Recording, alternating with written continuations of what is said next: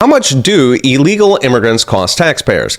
Last month, liberal New York Mayor Eric Adams said migrants will, quote, destroy his city. Thing is, it's not just New York City, it is the entire country. Last week, the House Committee on Homeland Security released a report on how much taxpayers spend on migrants. They cited one study estimating $150 billion per year in government expenditure alone. That's net of taxes, and it comes out to $13,000 per illegal immigrant.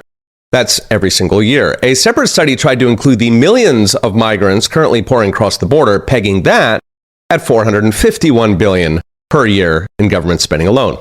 It's worth noting this is just an opening bid, considering the politicians and bureaucrats spending that money have every incentive to hide it. The Homeland Report breaks it down into healthcare costs, law enforcement costs, education, welfare, and costs to private property and border regions. The background here is that compared to legal migrants, indeed compared to the general population, illegal migrants are sicker, lower skilled, less educated, and go on welfare and commit crime all at much higher rates. Meaning they pay roughly 20 cents in taxes for every dollar they take from taxpayers, even beyond the social cost of the crime. To give a sense of scale, the report estimates that nearly half the uninsured population, that's people without medical insurance, are illegal immigrants. Of course, they still get treated. If you walk into an American hospital without a penny to your name, it is all free under the 1986 Emergency Medical Treatment Act. So the rest of us have to fight with our HMOs, and they get gold-plated treatment, no questions asked, without paying a dime. Of course, illegal migrants know this. According to the report, many show up on dialysis or in need of heart surgery because they know those $100,000 surgeries are all free in the U.S.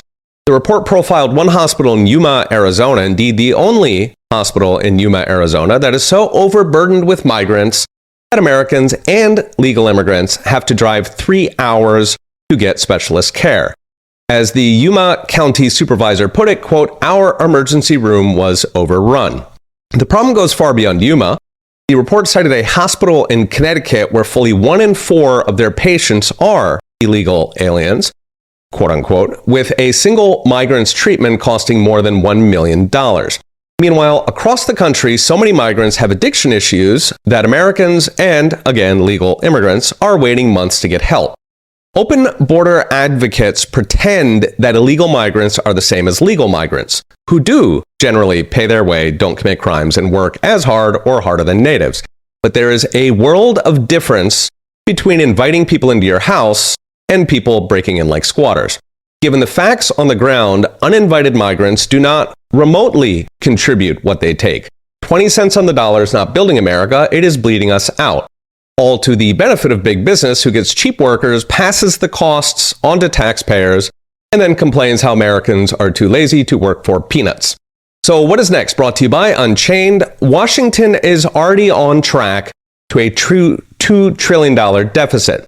Yet they stand ready to pour yet more trillions into every war, every pretend climate crisis, every open border welfare case.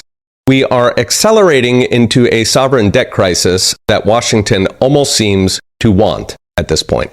Okay, we'll be watching. See you next time.